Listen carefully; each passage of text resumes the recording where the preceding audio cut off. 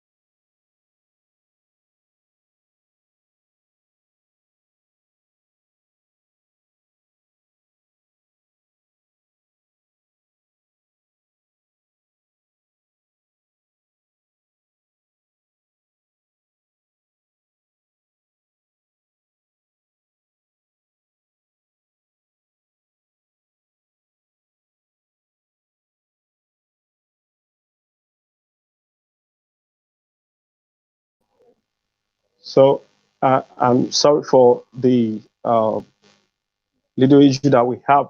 Um, it's just a bit of a network problem, but we're getting back on. So she's from Lagos Innovate, and she's going to be in with us. But before we start, because we're waiting for her briefly for her to join. So while we wait for her, I'm going to bring on Mr. Femini. Yeah. Good morning, Mr. Nee. Good morning. Can you hear me? Good morning. Yeah, quite well. You're very clear and audible. So, yeah, we are into another fantastic entrepreneurship class today. So, but before we start that, we're actually waiting for the lady from Lagos Innovate. So, but in the meantime, I want to ask you. You were part of this class, the entrepreneurship class last week. So, can you just give us like something that you got out of the class and that our participants really took from? So, can you hear me? Yes, I can hear you. Yeah, exactly. So, maybe something that you took from the class last week from the professors, Nema, Javia, and they're on the back side. So, or were you not part of the class last week? Well, I was at the onset, but I had to Okay. sign off. Because I think I saw you sometimes yes. along the line. Yeah, exactly. So I may not be able to speak directly to some of the things they have put forward at that session. Yes. Okay. But the fact about entrepreneurship is that we all are entrepreneurs in our own way. It is not about only setting up a company and being seen as making money from whatever it is that you have as in that company, but in your little space, even as a teacher, as an educator, you are an entrepreneur because you are investing in kids, you are investing in learners, and you want to reap from that investment. And what you want to reap is to see those learners actually blossoming achieving great things, moving on to the next thing. So that is the mindset that makes you become an entrepreneur, even when you leave your educating role to say, okay, I want to now invent things that will get into the market and manage it. So this mindset, right from when you're an educator, has to be an entrepreneur's mindset. You have to be in that state of mind. You have to be thinking like that. Then it becomes part of you, even when you now transmit or translate yourself into the next phase of whatever you're doing based on what you've innovated, based on what you're trying to do. Even if you're a learner as well, as a learner, your mindset should be I am learning, I am investing in myself so that I can reap the benefit in the future. So that mindset also prepares you for what you're going to be doing when you begin to invent, when you begin to come up with ideas. So we are all entrepreneurs right from all the steps of what we do currently until we begin to set up those companies, we begin to have those great ideas and solutions. I think that's really wonderful, and you've actually set out the beautiful setting for the class today. So I really appreciate you. While I've not been able to get the lady on set, I think I'm going to bring on the professors right now. So thank you, Chairman Femi. I'm going to pull you off the screen right now. Yeah, exactly. Yeah. So I'm bringing on Neymar, yeah, Jabia, and you're going to have the floor right now. So, good morning. Yeah, good morning, everybody. So I know viewers at home or wherever they are already looking forward for this beautiful session. So, and I would kind of like leave you on to start up immediately. Thank you very much. So I'll be up at the end of your session. Thank you. Super. Thank you, John. We are very, very, very happy to be with you again. So let me share my screen right now. Let's see here.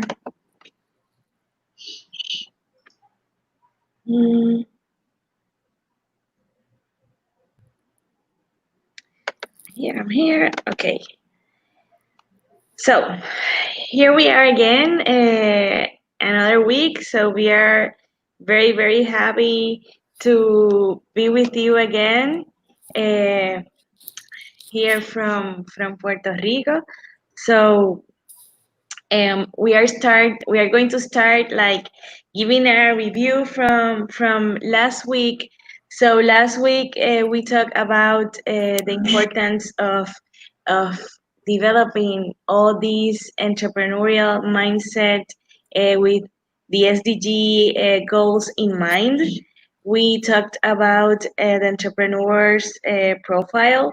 We talked about the theoretical framework about entrepreneurship from entrepreneurs seen as the concept of an adventurer to the concept of being a person in constant alertness.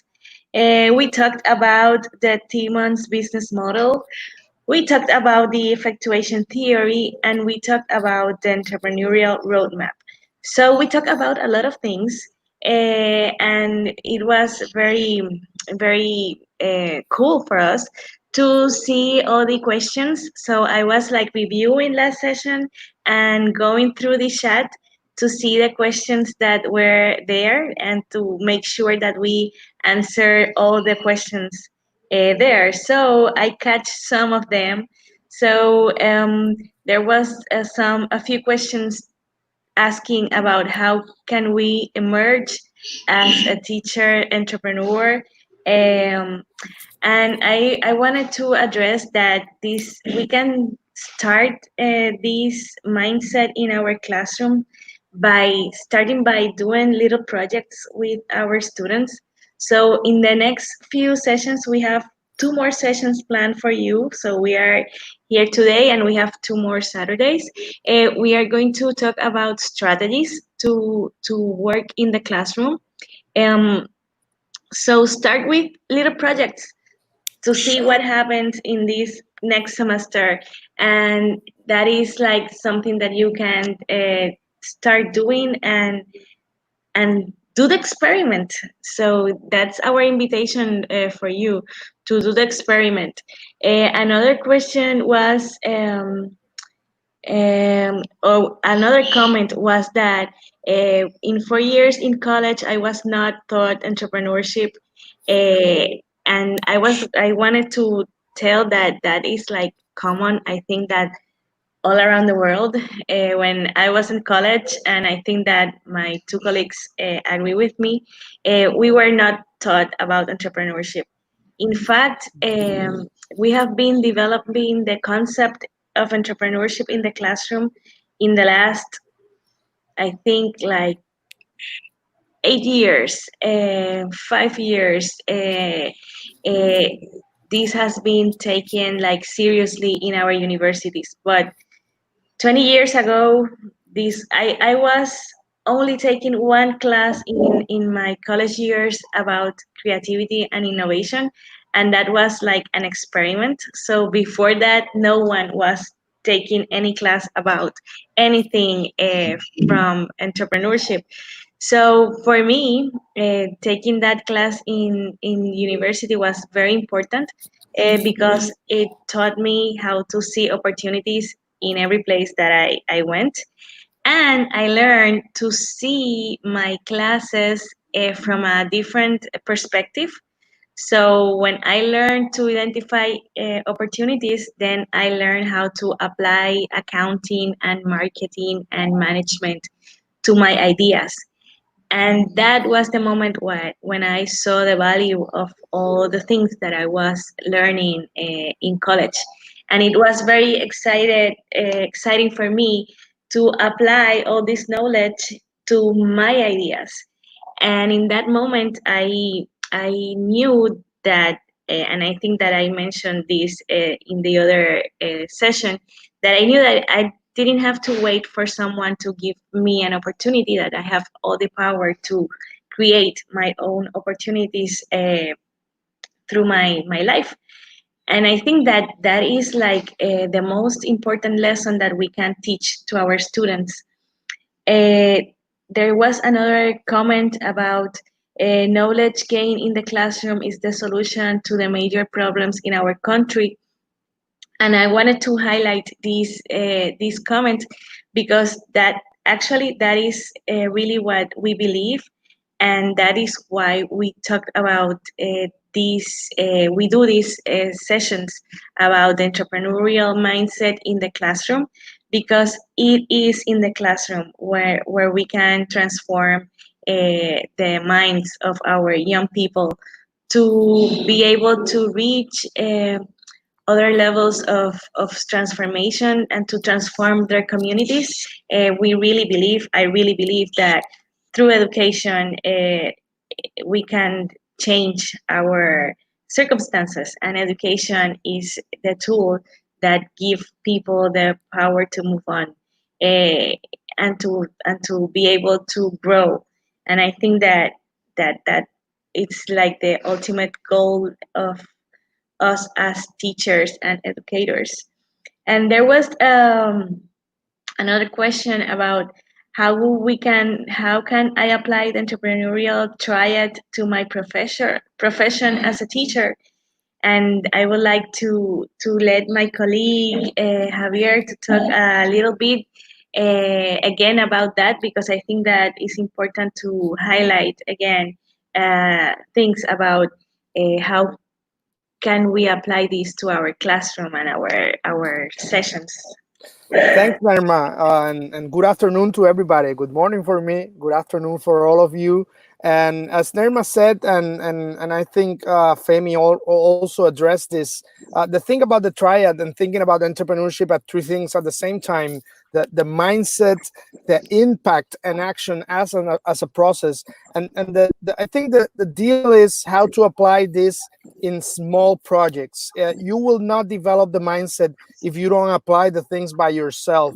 And sometimes we don't find the projects to use this and to apply this, but the classroom experience itself, it's an entrepreneurial journey. So every time we have to redesign our courses, every time we have to create new projects for our school and students. So use the process for the academic experience. That's the minimum viable product we can use. And if we start applying this, it would be easier to communicate to students what is the mindset about. Because sometimes talking about the mindset, it's difficult because it seems not that objective, but it will be developed if we can turn students' mindset into thinking about opportunities instead of problems. We all the time are dealing with the problems. It's important to understand the problems, precisely because there are opportunities. So I think we can apply this in small steps, and that's going to be the best way of addressing the mindset, which, as Femi mentioned, is the real thing we need.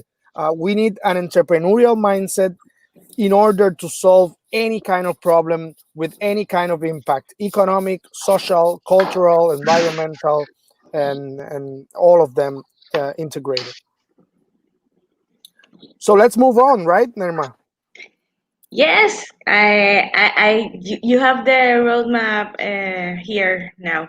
Yes, you last session we used this just to show one possible roadmap or methodology if we're thinking in a linear way, which we said that it's not always in that way. It's very organic and sometimes chaotic process. But if we were to think about a linear process, you have to understand the role of the entrepreneur.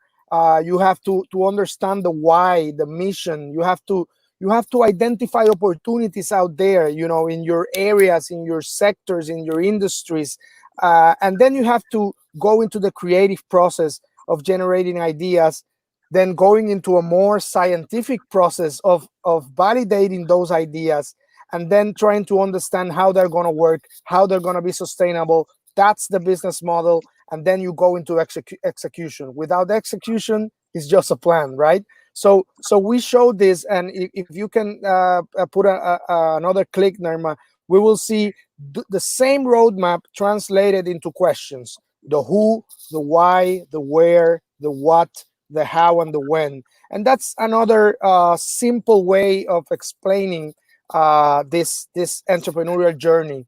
And what we would like to do today is to try to start going throughout the roadmap. So to start, let's move on into a very important aspect of the entrepreneurial journey, which is creativity and innovation.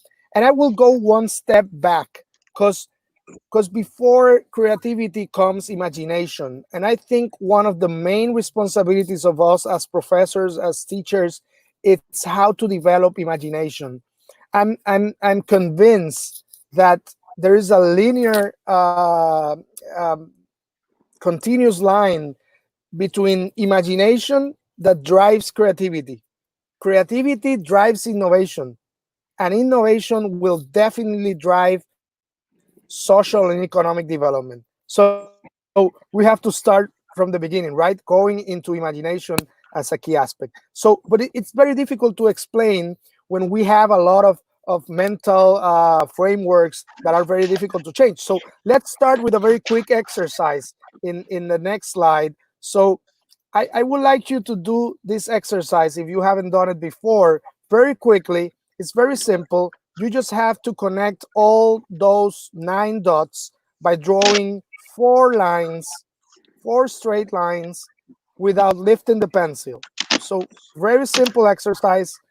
Connect the 9 dots by drawing 4 lines without lifting the pencil from the paper. So I know all of you are already starting to do this in your mind, in your papers. So I want to see on the live comments if someone it's able to have the right answer. Only 4 lines.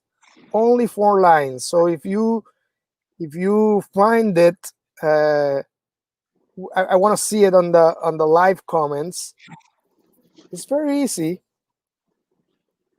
It's not so easy. No, I'm just joking. It's not easy. Definitely, it takes a lot of time and effort to address this. Please, Yeah, Javier, it give took some me clue. 2 hours to find the answer. Yes, give a clue, please. A clue. Right? We're talking about creativity, so I think thinking out of the box is an interesting That's a good advice. clue. That's a good clue. That's a clue. Yes. So let's see the result. Let's see the result, and I Okay, know that some of you will have already find it. here we go. That's one. One. Imagine that this is a pencil, so that's one line, second line, third line, and the fourth line.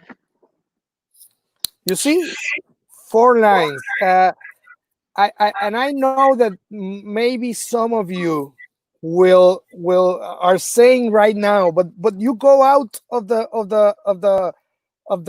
box, of the imaginary box that is there, but it's okay. I never said that you could not go out. I just said 4 lines without With lifting the pencil and connecting all 9 dots. And Nerma, this is something that we always do in our classroom. So Yeah, share with us. I always use this exercise at the beginning of my class to start teaching how we have to think outside of the box. And it is super interesting when we got to the part of making like a reflection about the exercise, because a lot of the students, like a few of them, like stare at the slide, and in their minds they are like solving the thing, but they don't do anything. A few of them like write down the dots and try to make some trying to solve it, and made a lot of trying, but they don't do anything. Some of them just try once and then they say, okay, this is not possible, and we talk about that. So at the end, the limits, it's in our minds, because we don't talk about about using the corners. So that is very hard for a lot of us to understand and to think in the beginning, that you can get out of the limits. So we start our courses using this, because for me is the perfect exercise to talk about creativity and to begin to see solutions out of the box, and to experiment with that. Definitely. And I think the two main learnings is that Nerma said, is thinking out of the box. We have to think out of the box to be innovative. And the second one is that most of the time we auto impose rules that no one has gave us.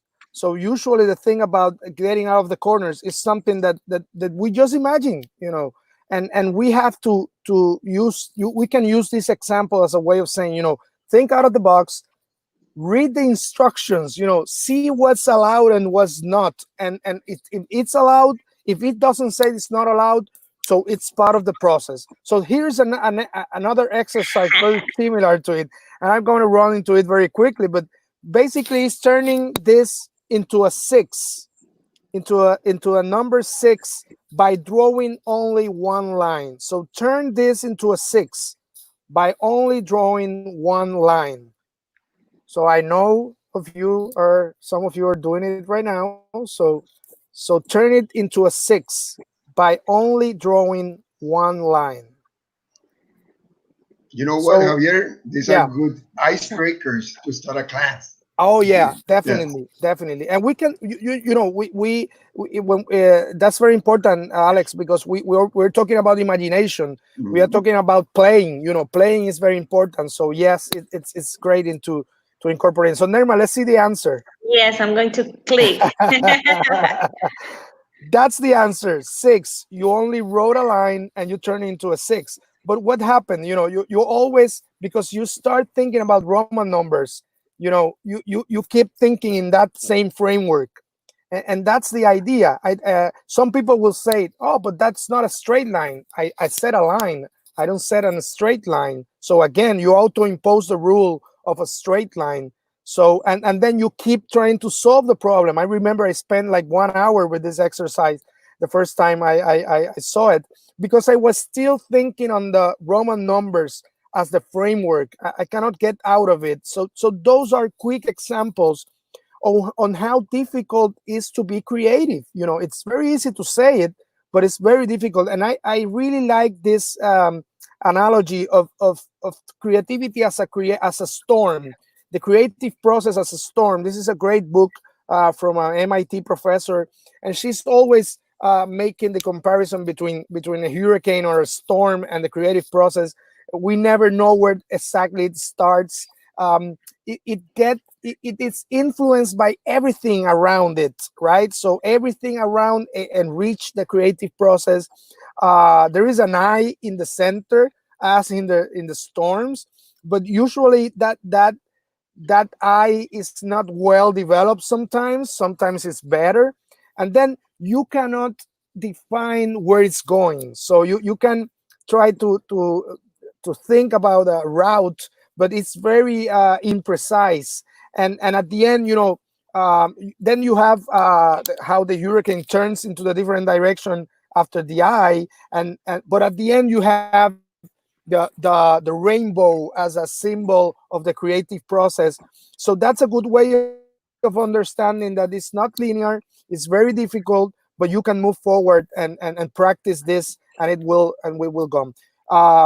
So now I also want to share the importance of the balance between the creative part and the more scientific rational thinking. So this is a great research from groups Vance, Choi, and Mendes, where they use linear and non-linear thinking. So linear thinking is more rational, it's more mathematical, it's more straightforward, and non-linear thinking, it's more the creative, the non-structured thinking process. So they did an interesting research, and they took actors and as an example of a non-linear thinking profession, and they use accountants as an example of a linear thinking profession, and they want to compare where the entrepreneur stands. This stands on the middle, or is it standing in one of the extremes of the line? So what they found out is the entrepreneur,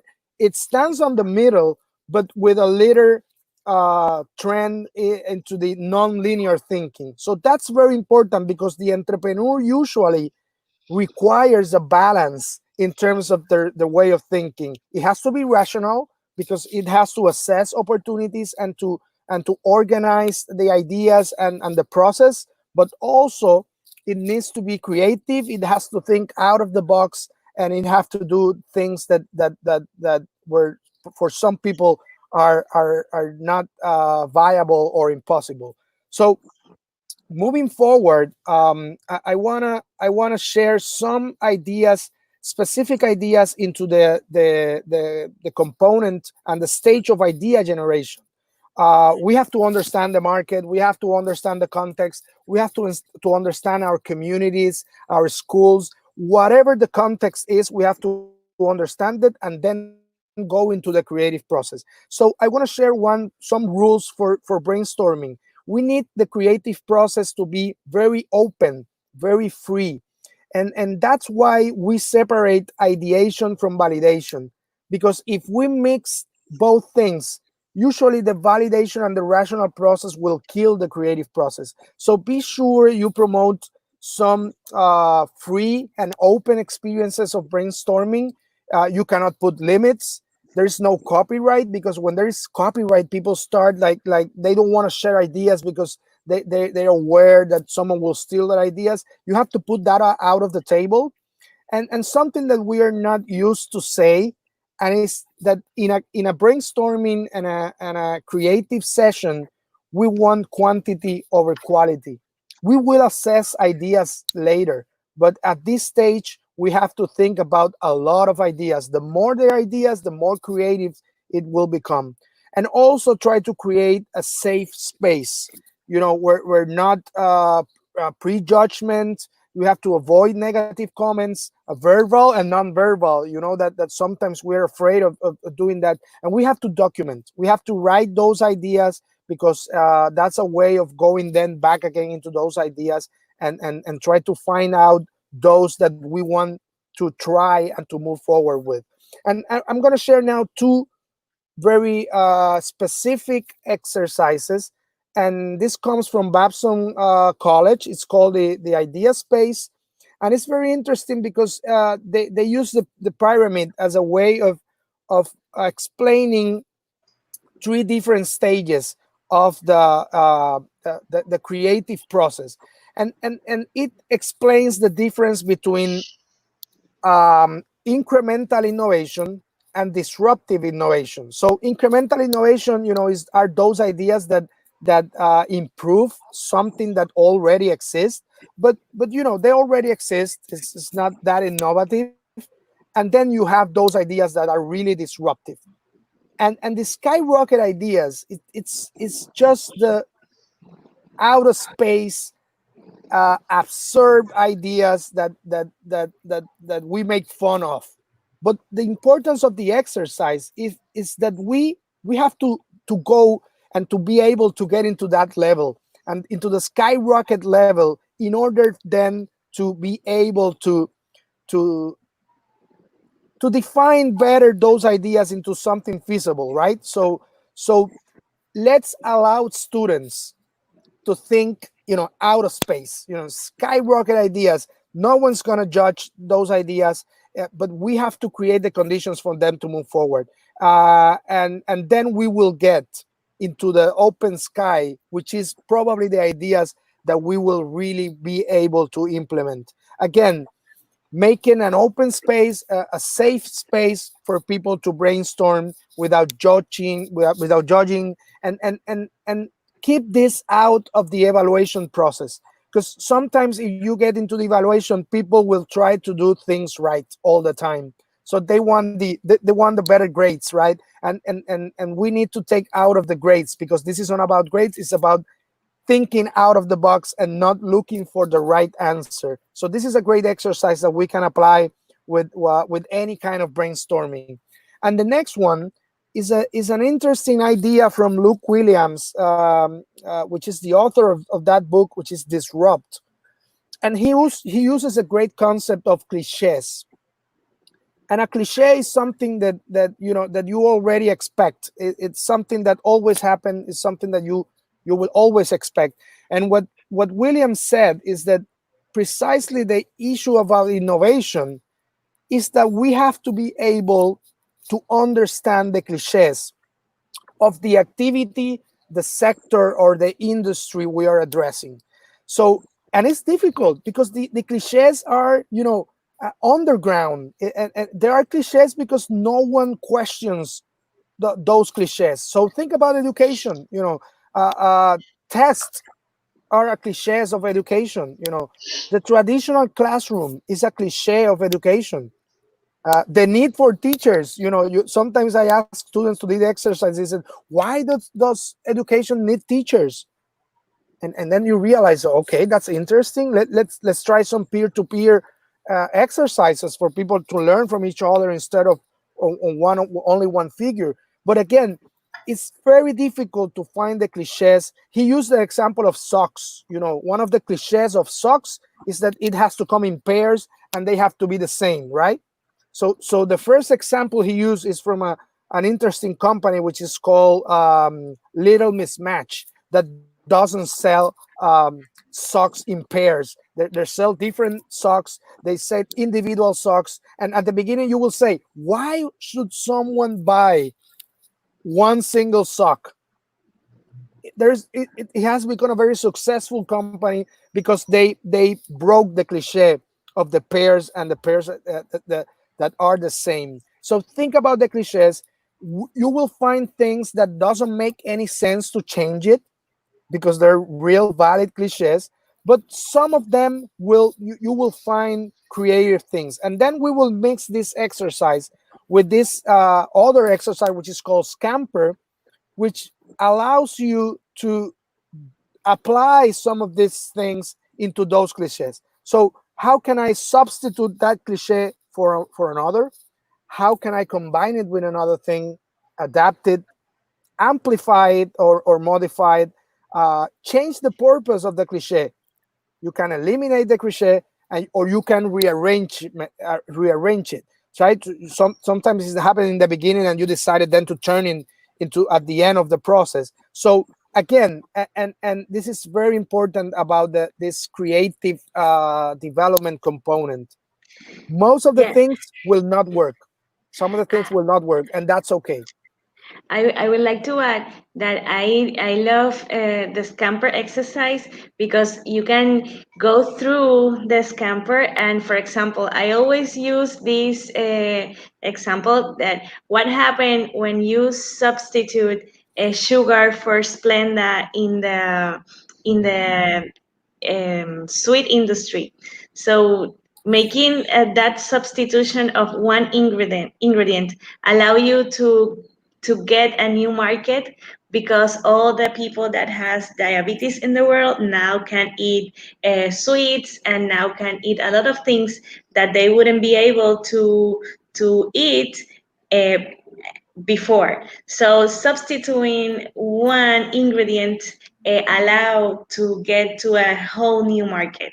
So this exercise is very powerful too, because it allows you to think about new opportunities by following the scamper. The scamper is a methodology to brainstorm in an organized way.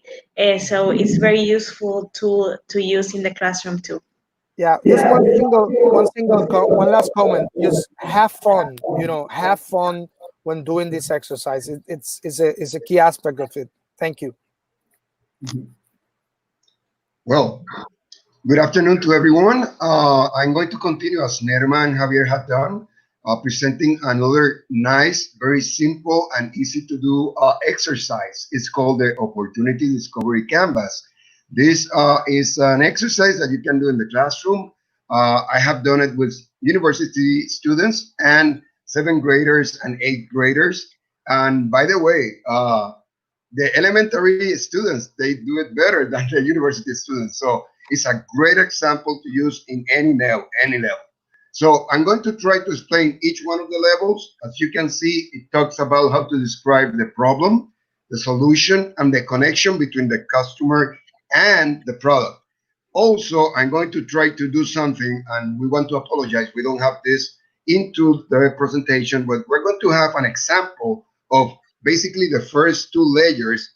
And it was exactly the example we did years ago when we were involved with this workshop. And this project is performed by the Entrepreneurial Learning Initiative. This is called the Ice House Opportunity Discovery Canvas. This first layer, as you can see, what is asked for the student or anybody is to describe the problem. What is the problem? Why the problem is so difficult to deal with. Also, describe who is the person that have the problem, because if you don't have that description clear, then it's going to be difficult to have a clear problem. And one of the things that we have discussed a lot with students is that students sometimes, instead of defining a problem, they define a consequence. And there is a huge difference between both of them. So one of the things that we recommend when we talk about the description of the problem is that think like big companies like Procter & Gamble, Colgate-Palmolive, Kimberly-Clark. They never accept the first problem definition. So our first recommendation would be that. Second, when you go to the target market, thank you.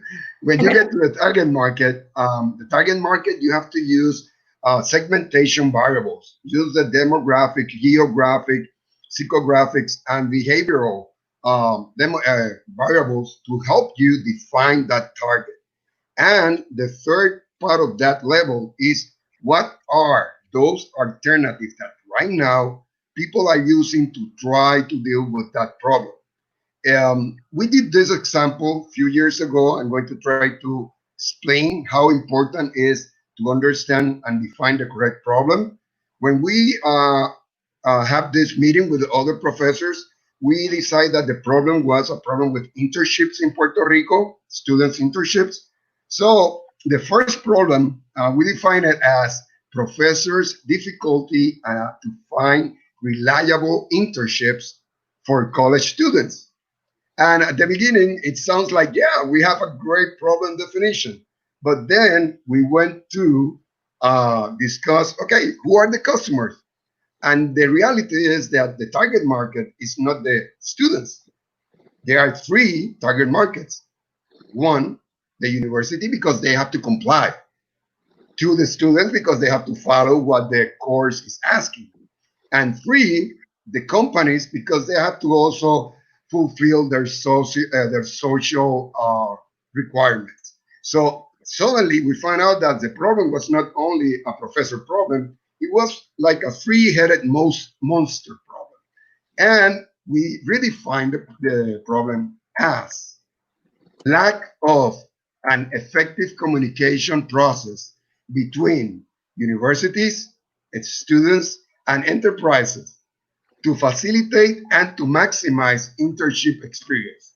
As you can see from a very limited definition, we find out that the definition was a broader one. And that helped us understand the importance of understanding the problem and also defining correctly your customers. If you can go to the next, thank you, Nerma. After you define the problem and you know what is needed, then you have to start thinking creatively, what is the solution? What we're going to do to obviously satisfy the need. So you start asking questions and then you create this product or service and you describe it very simply how it's going to work. How it's going to be different to the competition is also very important because as you know, there's a lot of products. And Javier mentioned about innovation and imagination. And the reality is that sometimes you adapt innovation and sometimes you do real complete innovation. So you have to see what is your competitive advantage when you're talking about how you're going to differentiate your product or service from the competition. And in that same layer, you have to find out if that product or service that you're promoting is viable, if people are going to buy it. And one of the things that we did was we came with a list of questions. And this is something that Javier and Nerma are going to explain further. So the only thing I'm going to talk about is how we implement these three cases in the example about the internships. And what happened is that in terms of the solution, we came out with a mobile website that offers a comprehensive internship search engine. Something that was mobile, that was easy to use, that companies, students, and universities can also be involved. And it was a very creative idea. And obviously, it was not implemented, so it has a great competitive advantage. How we find out if the product was viable? Well, we decided to ask different business, universities, and also students. And it's so interesting because what we find out is that universities and organizations were willing to pay from $10 a month to almost $2,000 a year to use this platform. But that was not the most interesting thing that we found out when we did all these questions, is that when we asked students, the students were all the students, and I think we asked like 10 students, 20 students, I don't remember exactly the number, but all the students were willing to pay an annual fee of $25 to be part of this system, of this service. So finally, when we went through the same process, we found out that yes, it was viable, it was creative, and it was a solution that will eliminate the problem that was defined at the beginning. Nerma, if you can go to the third layer. The third layer is basically now we have the solution, we know who needs the solution, but you have to define how we're going to connect that solution with the customer.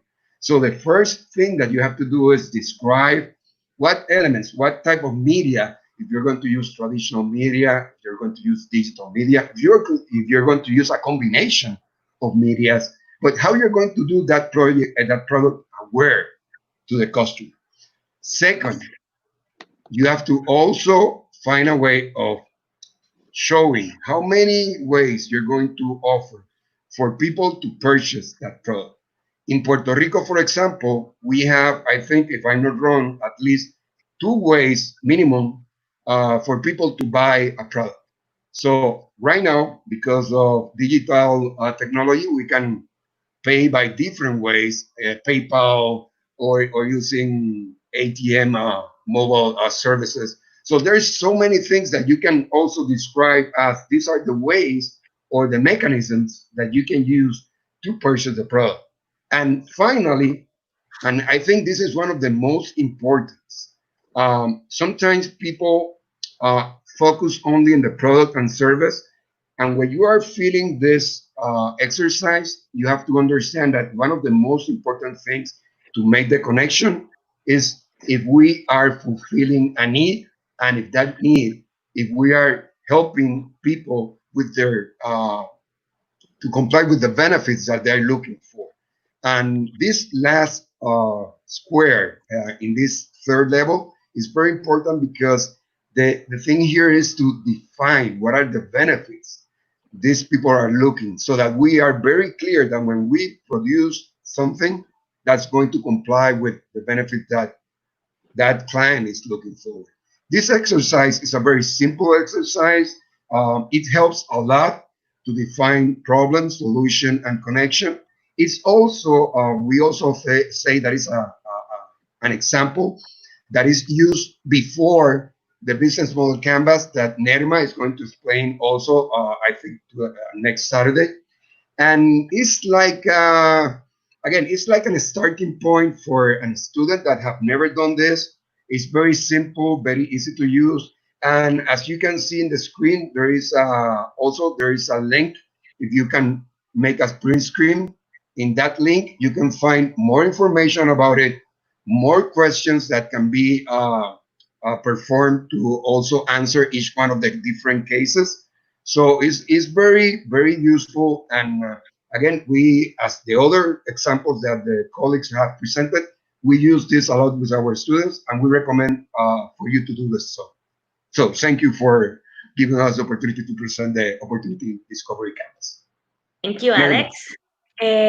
Another tool that we have and we use is the value proposition design canvas.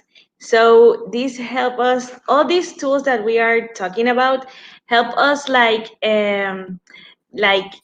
to land the ideas and to make it to make it possible to do it. So sometimes we have and in a lot of times we have these big huge ideas like Javier talked, and there's like we need like a roadmap to make them possible. So these tools help us break these ideas into concepts and further on to actions.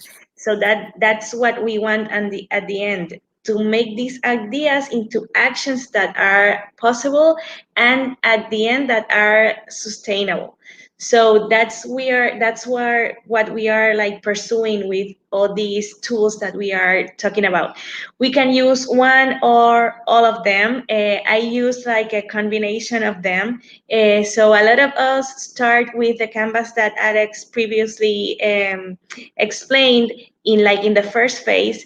Then we go through an exercise of discovering our customers, and that is when I use this particular tool. The value proposition canvas is a tool that we use to see if our solution is make a fit with what customer needs. So you can go through the internet too and find this. There is a book about this that is called Value Proposition Design. It's super useful. It's a tool that we should have, and like these readings that we should have always near. So I invite you to find the book. And this canvas actually, sorry, um, I, this canvas talk about what is the product or service that you are going to make. What are the gain creators of the product and the pain relievers from the product perspective, and it also makes you analyze from the customer perspective, what does the customer want to do with this service or product, what the customer want to gain, and what pains they want to resolve. So it's a very simple exercise to see if you can, if that those two things can meet in the middle. So at the end of analyzing this, we want to get to this sentence: our product or service helps our customer service segment who wants to do what? Buy our product or service, unlike the competition. And getting this sentence done is a very helpful exercise to understand what is the value proposition of our product or service, because the value proposition is not what the product or service is, is why it's going to be consumed, why we are going to buy these product or services, what that product or service represent into the life of this consumer. So we want to our students to think and to analyze if that idea really have someone who wants to buy it, because not any good idea at the end of the day is a good business. So that's the part that we want to address, how we can make sustainable things. And at the end of the day, everything, any project, it doesn't matter if it's a social project or a simple business, whatever venture that you want to do, it has to be sustainable at the end. And it has to have someone that is willing to pay for that solution. So that's why we want to make the experiment. If we kept this in paper and in making or writing only business plans or making essays about the idea, it's only an idea. The only way that we have to find out it is a really a business opportunity is to get out there and make the experiment. So that's what we like promote. That is what I promote in my classes. So I use my semester to help my students go through the idea to the action. So at the end of the semester, we want to make the experiment, the little one, and they do it in the university or in the classroom or in their communities, but they have to go out, make the solution with what they got, and see if someone is willing to pay. And if in the process they um, they earn money, I am super glad for them, and they are a successful team. So that's how I manage this in my classrooms. Um, I want to make you an invitation. I know that we don't have a lot of um, interaction here, so we can only see your comments in the chat that I'm seeing right now, and I want you to write to us because we are looking at them right now if you have questions. But I would like to invite you to think of an idea and to go out and interview 5 through 10 prospects for your project, just to get to know them. You don't have to talk about your idea, you have to talk about the problem. So how is they are resolving the problem right now, how happy they are, what solutions they propose to the problem that they are having now, how happy or not they are with the solutions that they have now. And you have only to hear them. So the purpose at this stage of the process is not to talk about our projects or about our solutions, it's to hear from the customer segments what is the pain and how they are dealing with that pain right now, and to learn from them. And that's the most valuable part of this, because in that moment and with that information, you are able to make decisions and to pivot your idea into something that the customer really wants. And it's super cool exercise with the students, because in that process they learn so much.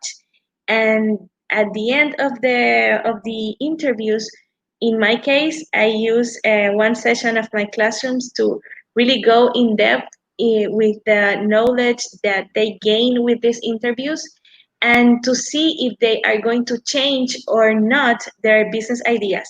And it's perfectly good if they completely change their ideas, because that means that they learn about their customer segments, and they learn that what they are thinking is not necessarily what the customers want.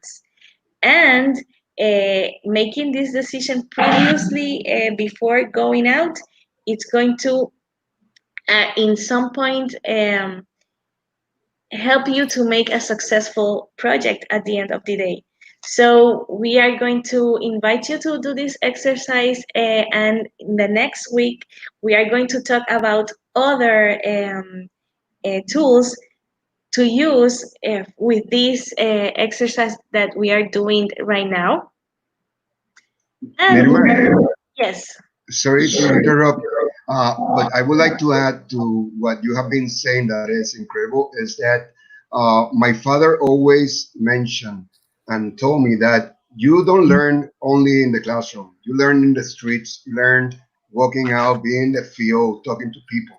And I think that the example that you're giving and what you're doing, because people don't know how many people you are helping in Puerto Rico, but you're a great example of the hundred of students and entrepreneurs, and it's because you have told them how to get out, go out, work out, understand people. And I think that that's very important for everybody to see that we are not going to be entrepreneurs just because we're going to tell people. People have to experience that, go outside and learn. Yeah, for me, at the end of the day, is to leave this spark in our students, that they know at the end that they are able to do whatever they want, and that they have the methodology to see that if they have an idea, they can go with that idea and see if that idea can be a successful business. So giving them that tools is like helping them or teaching them how to fish. That's how the set says, for that you have to teach the man to fish, not to give them the food. So I would like to see questions. I am looking at the chat right now. If you have any comments, we have a few minutes left to answer questions or to discuss any comment that you have. So don't be shy. Let's see if you have anything to ask us. Nerma, I just want to share that the idea of the value proposition statement that you mentioned, it's very it's an interesting way of seeing it as a hypothesis, right? So lead students into developing the hypothesis and then going out and test it. It's an experiment. It's the scientific process again. So develop the hypothesis, go out, do the experiments, and then go back and revise your value proposition. It's going to evolve constantly. Actually, this kind of working with entrepreneurship is called evidence-based entrepreneurship. So it's like applying the scientific method to entrepreneurship. So we want to lead students to have their hypothesis, to go and test it, and then to go back to see what are the results. Definitely. Also, to address one of the questions of the last session, I think that if you want to become an entrepreneurial professor, You have to get out with your students and enjoy it. Javier used the word fun. Yes, this is fun. If you understand that getting with your students, getting to a place that you find yourself not as a professor but a friend, somebody that they can really believe and see as a mentor, you're going to have a great time. This is not just about teaching; it's about living the life that we all would like to be, we would like to have, and that is being transformers, being people that help others, and those helping others become better people. Yeah, Yeah, change and makers. We have yeah. a question here, and please, are there sites to get icebreakers? I was going to tell you people that we have a session in the next few weeks where we are going to share a lot of techniques and tools for you. So join us next Saturday for Yeah. all of these tools and sites and links that we are going to share with you that are super awesome and super cool. And yes, there are a lot of places to get information. Definitely. And Nerma, one last comment. I think that usually as teachers, we don't want to be wrong. We want to be the figure that knows the information and is never wrong.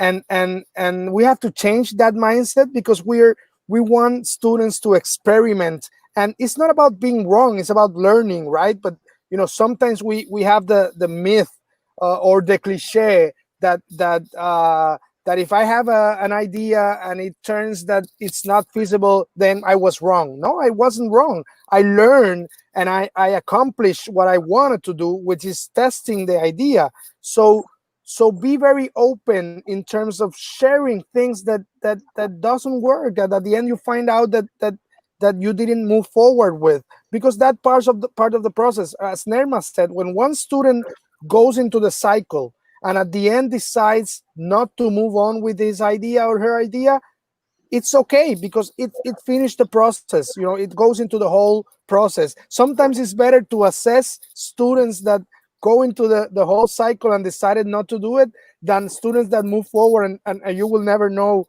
in the near future if it works or not. So again, failing is a word that it's being misunderstand and misuse. Failing, it's learning. If you failing is not learning. If you learn, it's part of the process. If you don't learn, that's the real failing. So we have Correct. to open ourselves for that in the classroom. Okay, we have one last question here. Please, when you have an idea, whom do you talk to in order to share it? That's a good question, and let me tell you, one of the things is don't have fear. People sometimes say, "I don't want to share my idea because I don't know." Please start with your mentors, start with your professors. Find people that you think that will not just will hear you, but will take the time to help you. Having ideas is very common. A lot of people have great ideas. Sometimes they never take them to the next level because they don't share it with anybody. So don't be afraid. Read about things in internet, in books, and try to find out if that idea that you have is going to help a lot of people, because probably it's going to happen. Yeah, Yeah, definitely. we have to resume now, but we have another last, and this is the last one. It says if an idea is tested in the market and it was a bad response from customers, does that mean the idea is not good or what? Well, if the idea does not have customers, it's not a business idea. So that means that you have to find another one. That's all.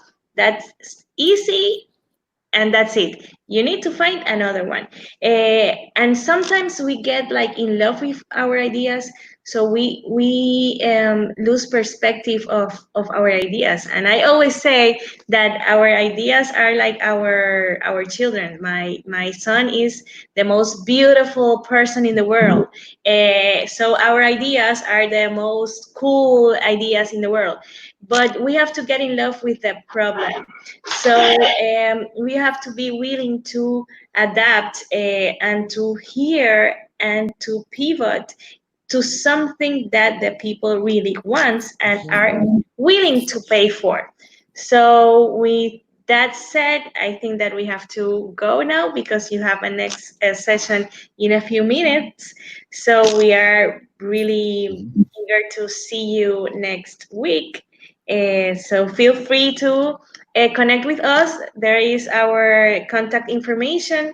We are going to send the presentation to Coderina in order to share it with you.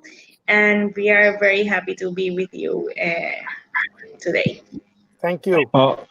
Great session. My props, and I think you've actually done justice to the session today. So thank you, Nema. Thank you, Javier. Thank you, Alex, for a wonderful time. Yeah, thank you so much. Yeah, and I hope our participants have actually been able to like get some fantastic things to learn from entrepreneurship, and how they could actually get their hands on. It's really getting interesting, and I believe people should actually start to write out their plans on how to really push this all through.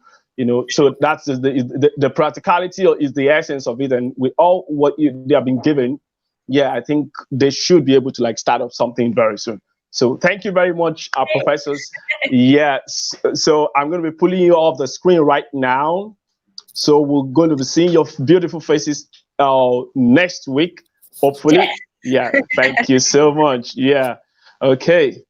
Yeah, right. So everybody, this was a really steaming session, and I'm glad you all joined. So shortly, I've dropped the link on the chat. Just check the chat. You see the link for the next class on emotional intelligence. That's a very fantastic one that you must not miss. It's going to start by 1:30 p.m. Nigerian time, and that will be 12:30 p.m. Ghana. Yeah, so you could actually resolve it all across. So please join us. You're going to see the link. I'm going to drop the link again so that if you missed out, you kind of like, so we're going to be entering into that room shortly. And so just come on in with us and have a nice time. I hope everyone at home has actually been enjoying this series by Coderina.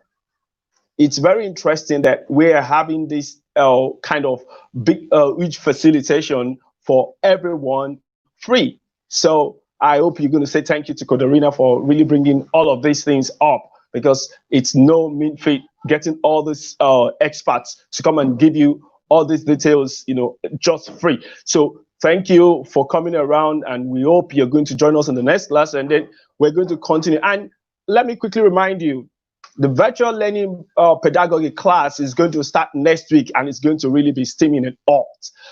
We're going to be talking about how you're going to set up your remote learning class. What does it mean for you to have a pedagogy in online, and how you're supposed to go about, because I know a lot of people have actually been having issues with, oh, Google Classroom is this, Moodle is that, and whatever. So, but we're really going to go into depth of it, and we have some exciting experts.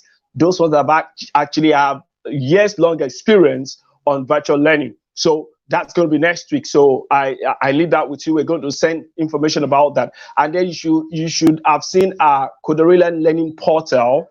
It's very important that you join. If you have issues, you just send across back to us, and we're going to resolve it for you. And all these details and information are going to be going to the Coderina Learning Portal. So you're going to have everything on Coderina Learning Portal. So you should, if you don't have the information about that, please, you can actually send to us, or you just, okay, I'm going to put the link here. It's learn.coderina.net. So you're going to see the link shortly, so you could actually get onto it. So I'm going to say a bye-bye to everybody here at this moment, so you can join us in the next class. Have a nice time. Have a nice weekend.